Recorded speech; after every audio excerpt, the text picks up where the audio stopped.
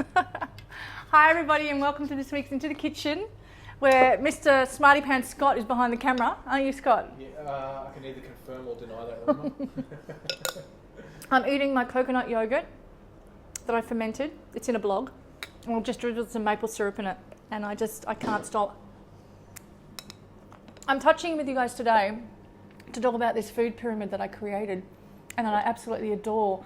And it's a really good piece for me, actually, as someone that's vegetarian, that I can really acknowledge the fact that vegetarianism, or whatever you want to call it, is eating a wide range of plants, like nuts, seeds, legumes, grains, pulses, fruits, vegetables, and seaweed, sea plants. It's really quite interesting, yes. Don't forget chocolate. Chocolate. That's at the top of your food pyramid. I know, right? But I wanted to get that last, because it's last. So I just think it's really interesting that when we do transition into a plant-based diet, vegetarian diet, that we forget the broad range of nuts, seeds, legumes, grains, vegetables and fruits and seeds and sea vegetables. We forget that, and it's a really great reminder for me, actually, to really see and diversify in my diet and how I feel when I eat grains and how I feel when I eat seaweed. I was saying to Scott the other day is I really don't like seaweed. I love certain types of seaweed, but not all of them. Like I'm not a big sushi fan, but I do love kombu. I'm not a big wakame fan, but I do like arami. Do you know what I mean? Like there's certain parts of this pyramid that I created that I particularly don't like, but I like certain parts of different sections of it. And I just wanted to share with you guys at home and what I've noticed with my friends that are plant-based and, or vegetarian, or you can call that both the same, is that we put a lot of pressure on ourselves to be healthy and a lot of pressure on ourselves to look a certain way in our health, when really it's not the gig. And a food pyramid is there to guide you, to actually show you, to facilitate your creativity in the kitchen, to really open up your minds and heart to the endless possibilities of different, grains and seeds and, like I say, on, vegetables and plants and blah, blah, blah. It's just a really great opportunity. And it really does remind me of how I do eat. And I'll tell you one thing that I do a lot of is I really do like something like black tahini. Like, I love it. White tahini, I'm not that much of a bigger fan, but this stuff is just really delicious. And I'm finding that's how I'm getting my fat and my seed fat. And I'm finding that's in the pyramid and it works for me. So I'd love you to take a look at it and just read through it.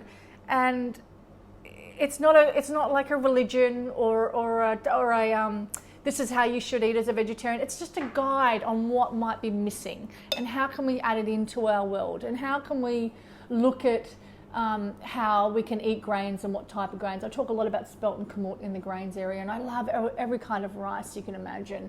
And like I said, I'm not a big fan of seaweed, but there's certain ones I like. And then there's chocolate, and how much chocolate do we eat, and what sort of chocolate are we eating? So the pyramid is really created for us to really look at, and even if you're not a vegetarian, right?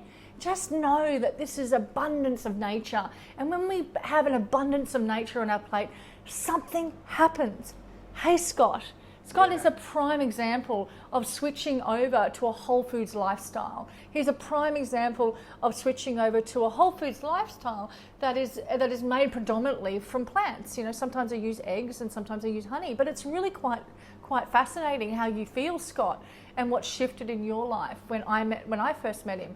So it's a real guide for us, for me, for Scott, for you guys at home, to really see what's possible in this pyramid and how you can show up to your organs in such an authentic and very, very, very calm and easy way, and not a dogmatic way. And that's why I created it. So have a look, have a read, tell me what you think, share it with the world, because it is spectacular. I mean, think about it. Those pyramids back in the day were pretty fucking shit, weren't they? I mean, really. I mean, who created those pyramids? What were those pyramids? What was on them again? Like, so much milk a day and... Yeah, huge meat and dairy component. Yeah, totally. And I noticed in your pyramid, Cynthia, you talk a lot about things that people wouldn't necessarily consider, like sunshine, soil, water. Absolutely, and the reason why I do that, Scott, and for you guys at home, is to connect you back to where food comes from. I have this massive love affair with rain. It's really quite interesting. When it rains, something happens to me. I feel not just the coziness and love that I have with my partner when it rains, but I actually feel the plants. I actually feel like, wow, things grow when it rains.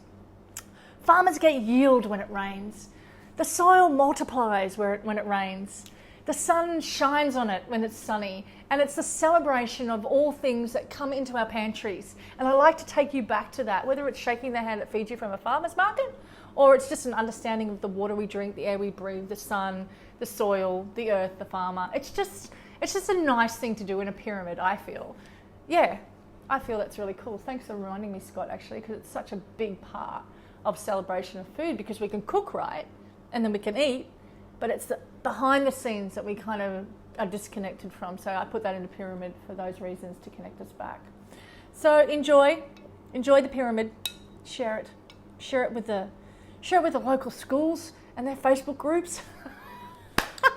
Create a pyramid revolution. PR, we'll call it.